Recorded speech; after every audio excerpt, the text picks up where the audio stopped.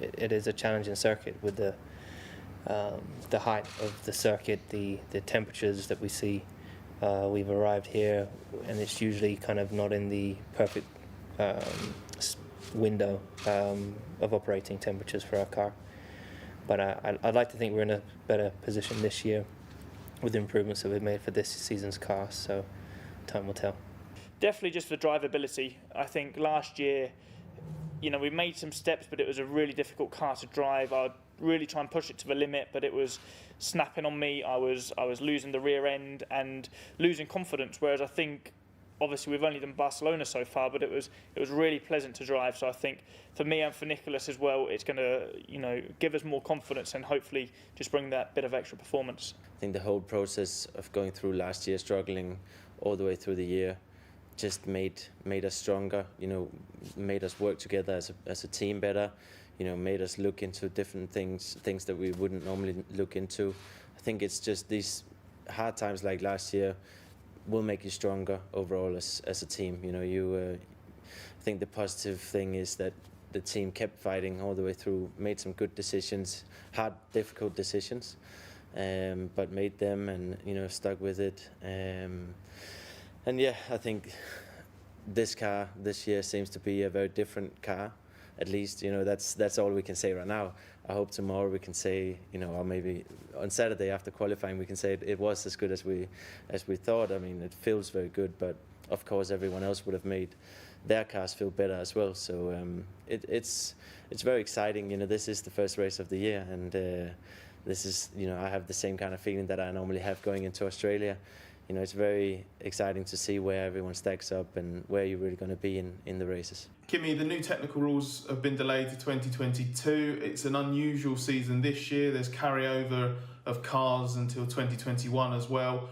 So it is a bit of a weird time for Formula One. Have any of these decisions impacted the likelihood of you staying in Formula One beyond 2020? And when do you think you'll make a decision on your future? No, it hasn't. I mean, obviously that's how it's going to be with the rules and everything, but it doesn't really dictate what happens in the future. And I mean, obviously, right answer is before next year starts, but I don't know. I mean, we haven't done single race. Obviously, it's a very odd situation this year, so we'll wait and see what happens. Kimi, do you enjoy driving these current spec cars and the fact that they're going to be around next year as well? On one level, does that please you?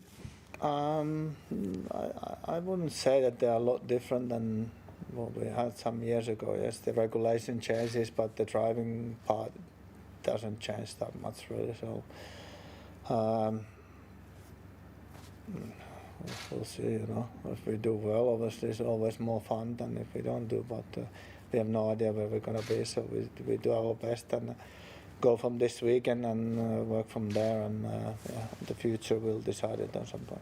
We are about to find out how competitive it really is. It felt good in Barcelona, definitely. It had good potential, but it's been a while since then. I don't know how much other teams were able to improve since then.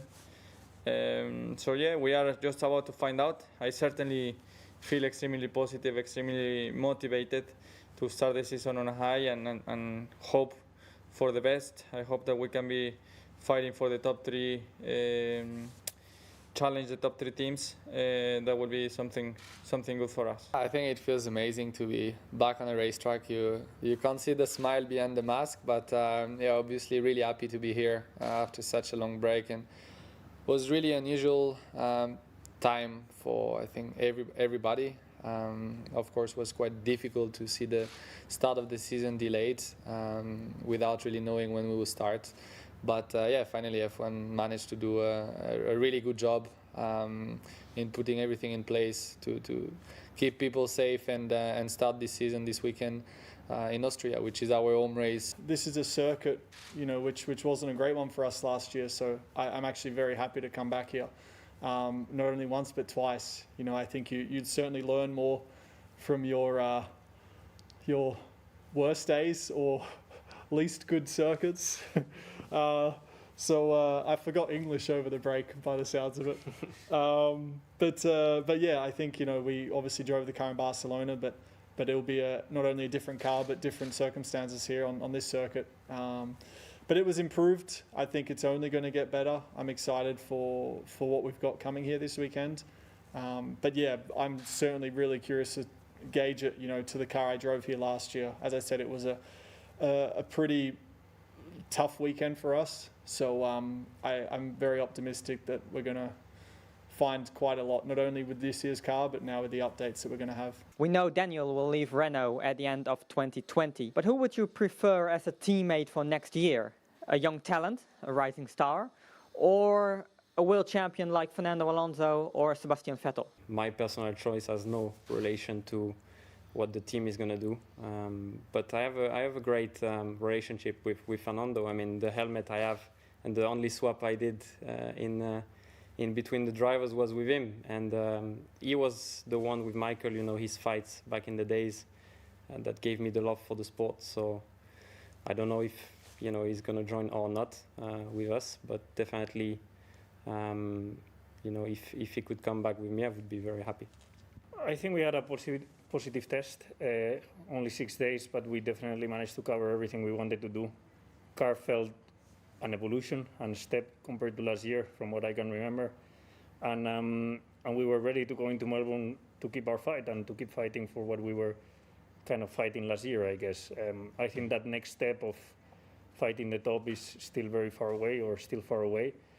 But definitely steps that we wanted to cover over the winter with the upgrades that we did with the new MCL 35 were achieved, at least in testing were achieved, and we were quite happy. What we were obviously a bit surprised of is that the other teams also did evolve quite a lot, and there were some very strong packages out there, and that is going to mount a very strong challenge to beat the rest of the midfield, and we are going to have to do our absolute best to fight them, because they're going to be very strong.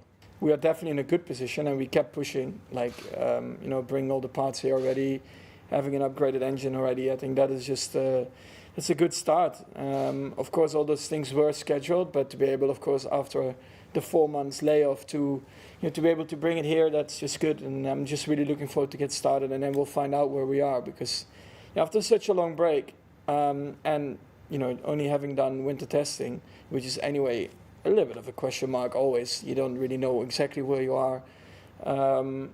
It's better to just go out on track and see where we are instead of just keep talking about it. It feels good. It feels how we left off. Yeah, as Max said, it's quite hard to say, just because we've spent winter testing, and already in winter testing you don't know where everyone is. So you add another 4 months to that, and anyone could go any direction. So car feels good. I think the main thing for us is just to focus on ourselves. We're happy with what we have. And as Max said, we'll see in FP1 if we're competitive or not. I think it's going to be a very challenging season for us. It's definitely not going to be easy. We still have this question mark, and we still need to wait for qualifying to be absolutely sure of what we say, even though we are 99% sure that we'll be struggling more than last year. Since the day that I joined, we've tried everything together to fight for the championship, which I think is what we done on several occasions. We did not win the championship, so in that regard, looking back also, you can say that I have failed, we have failed. Obviously, we set out with a clear target that we wanted to achieve, and the truth is that up to this point we didn't. Now we still have this season ahead of us. Given that it's such a strange season, strange start, without fans, without people here, I think it's impossible to know exactly what will expect us. So I think it would be too soon to write everything off. But when we're talking about looking back, I think here and there was missing a little bit. I think in the end we were never able to put a package together that was good enough until the end of the year to fight for the championship. I like this track. I was pretty happy when I heard there's going to be 2 races here.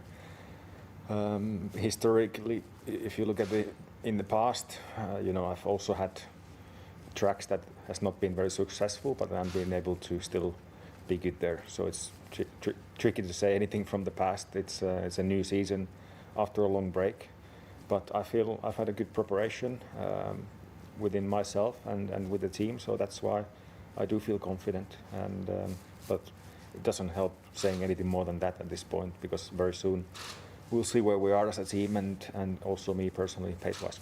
Lewis, a few weeks ago you called on the industry to stop its silence and speak out against racial inequality. Since then, your fellow drivers have lent their voices to amplifying the message. Formula One has established its own diversity initiative. Chase Carey's put $1 million of his own money into a foundation that F1's setting up to create opportunities for underrepresented groups. And Mercedes has obviously changed its livery and pledged an internal review. So are you happy and satisfied with the response you've seen so far? What more do you think can be done? And do you think this is sustainable to make sure that this is an issue that is tackled properly instead of just being a headline that then disappears from the public eye?